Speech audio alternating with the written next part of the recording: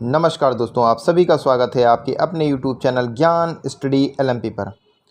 दोस्तों, आज हम लोग सामान्य ज्ञान का तीसरा प्रैक्टिस सेट करने वाले हैं। इससे पहले हम लोगों ने सामान्य ज्ञान के 2 प्रैक्टिस सेट किए हुए हैं और ये तीसरा प्रैक्टिस सेट आज हम करने वाले हैं। तो ज़्यादा समय ना लेते हुए आइए हम लोग सीधे प्रैक्टिस सेट पर चलते हैं और उसको हल करते हैं।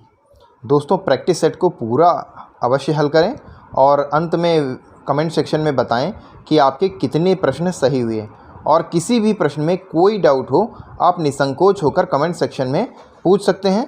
मैं आपके प्रश्न का उत्तर ज़रूर दूंगा। तो आइए चलते हैं सीधे प्रैक्टिस सेट पे। इस प्रैक्टिस सेट का पहला क्वेश्चन है, भारतीय कांग्रेस कहाँ पर उदारवादियों एवं उग्रवादियों 2 भागों में विभाजित हो गई? सूरत अधिवेशन 1907, लाहौर अधिवेशन 1909, कोलकाता अधिवेशन 1911, कराची अधिवेशन 1913।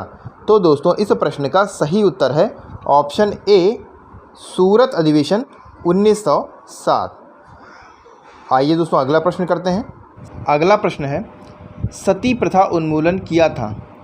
आपके ऑप्शन है A, Lord Warren Hastings, Lord Wellesley, Lord William Bentinck, Lord Ripon. दोस्तों, इस प्रश्न का सही उत्तर है option C, Lord William betting.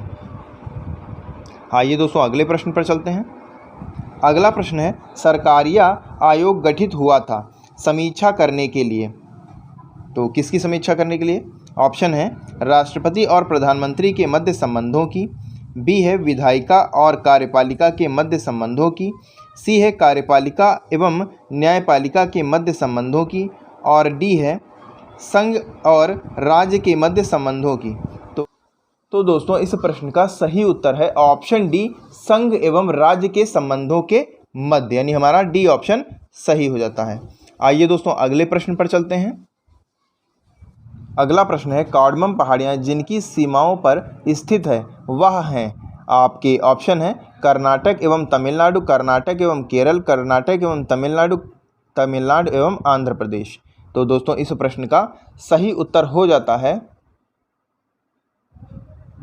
Option C, Kerala एवं तमिलनाडु। अगला प्रश्न है, जारबा जनजाति के लोग कहाँ के निवासी हैं? आंध्र प्रदेश, छत्तीसगढ़, ओडिशा, अंडमान निकोबार। तो दोस्तों, इस प्रश्न का सही उत्तर है ऑप्शन डी, जारबा जनजाति के लोग अंडमान निकोबार के निवासी हैं, यानी हमारा डी ऑप्शन सही हो जाता है। आइए दोस्तों अगले प्रश्न पर चलते हैं। अगला प्रश्न है, कंप्यूटर शब्दावली में MIPS का अर्थ क्या है? आपके ऑप्शन है memory email processing state, million instructional per second, marginal input storage, micro information processing storage. तो इस प्रश्न का सही उत्तर हो जाएगा option B, million instructional per second. आइए दोस्तों अगले प्रश्न पर चलते हैं। निम्नलिखित में से क्या उत्पादन के कारकों में शामिल नहीं है? भूमि, श्रम, पूंजी, मजदूरी। दोस्तों, उत्पादन के कारकों में मजदूरी को शामिल नहीं किया जाता, यानी हमारा डी ऑप्शन सही हो जाता है। आइए दोस्तों अगले प्रश्न पर चलते हैं। अगला प्रश्न है, भारत में निम्न शैल तंत्रों में से किसमें लौह अयस्क के प्रमुख जमाव पाए जाते हैं? ऑप्शन है ए, गोंडवाना तंत्र, बी है कुडप्पा तंत्र, सी है धारवाड़ा तंत्र, और डी है विंध्य तंत्र। तो इस प्रश्न का सही उत्तर है ऑप्शन सी, धारवाड़ तंत्र। दोस्तों, अगला प्रश्न है, इब्न बतूता भारत में किसके शासन में आया था? ऑप्शन है बहलोल लोदी, फिरोज तुगलक, गयासुद्दीन तुगलक, मोहम्मद बिन तुगलक। तो इस प्रश्न का सही उत्तर हो जाएगा ऑप्शन डी, मोहम्मद बिन तुगलक। आइए दोस्तों अगले प्रश्न पर चलते हैं। अगला प्रश्न है, किस गवर्नर जनरल ने दास प्रथा को भारत में समाप्त किया था? आपके ऑप्शन है A, Lord Cornwallis, Lord Elon baro, sir John Shore, और डी ऑप्शन है लॉर्ड विलियम बेटिंग। तो इस प्रश्न का सही उत्तर हो जाता है लॉर्ड एलन बैरो, यानी हमारा बी ऑप्शन सही हो जाता है। अगला प्रश्न है, रेफ्रिजरेटर में खाद्य पदार्थ ताज़े रखने हेतु सुरक्षित तापमान है। ऑप्शन है, 4 ऑप्शन आपके दिए हुए हैं। ऑप्शन है 0 degree Celsius, 8 degree Celsius, 4 degree Celsius, 10 degree Celsius. तो इस प्रश्न का सही उत्तर हो जाएगा 4 डिग्री सेल्सियस, यानी हमारा सी ऑप्शन सही हो जाएगा। रेफ्रिजरेटर में खाद्य पदार्थ ताज़े रखने हेतु सुरक्षित तापमान 4 डिग्री सेल्सियस होता है, तो सी ऑप्शन हमारा सही हो जाता है। आइए दोस्तों अगले प्रश्न पर चलते हैं। अगला प्रश्न है, भारतीय संविधान सभा के अस्थायी सभापति थे। ऑप्शन है डॉक्टर सच्चिदानंद Sinha, doctor Rajendra Prasad, doctor BR Ambedkar और डी ऑप्शन है हमारा पंडित नेहरू। तो इस प्रश्न का सही उत्तर है, जब दोस्तों अस्थायी सभापति की बात की जाए तो हमारा सही जवाब हो जाता है ऑप्शन ए डॉक्टर सच्चिदानंद सिन्हा। अगला प्रश्न है, भारतीय संविधान का कौन सा भाग संविधान की आत्मा कहलाता है। आपके ऑप्शन है ए मूल अधिकार, बी है राज्य के नीति निर्देशक तत्व और सी में है उद्देशिका और डी में है संवैधानिक उपचारों का अधिकार। तो इस प्रश्न का सही उत्तर हो जाता है ऑप्शन डी संवैधानिक उपचारों का अधिकार। तो आइए दोस्तों अगले प्रश्न पर चलते हैं। अगला प्रश्न है, सिरका निम्न में से एक का जलीय घोल है। ऑक्जेलिक अम्ल का, साइट्रिक अम्ल का, हाइड्रोक्लोरिक अम्ल का, एसिटिक अम्ल का। तो इस प्रश्न का सही उत्तर हो जाता है एसिटिक अम्ल, यानी हमारा डी ऑप्शन सही हो जाता है। अगला प्रश्न है, सामान्य मानव के शरीर का तापक्रम होता है 98.4 फ़ारेनहाइट। ऑप्शन ए है 98.4 फ़ारेनहाइट, बी है 98 फ़ारेनहाइट, सी है 98.8 फ़ारेनहाइट और डी है इनमें से कोई नहीं। तो दोस्तों इस प्रश्न का सही उत्तर हो जाता है ऑप्शन ए 98.4 डिग्री फ़ारेनहाइट। एक स्वस्थ आदमी के शरीर का तापमान 98.4 फ़ारेनहाइट या 37.2 डिग्री सेल्सियस होता है। आइए दोस्तों अगले प्रश्न पर चलते हैं।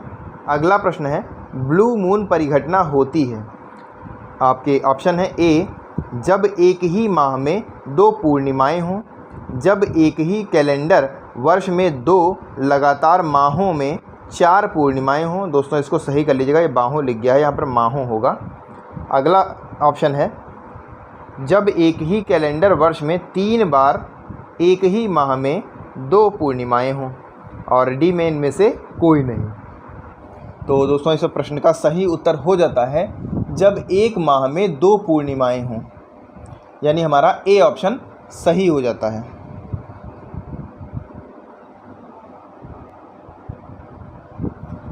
आइए दोस्तों अगले प्रश्न पर चलते हैं। अगला प्रश्न है, 16 महाजनपदों का उल्लेख है। आपके ऑप्शन है ए महाभारत में, बी रामायण में, सी अंगुत्तर निकाय में और डी है ललित विस्तार में। तो इस प्रश्न का सही उत्तर हो जाएगा ऑप्शन सी अंगुत्तर निकाय।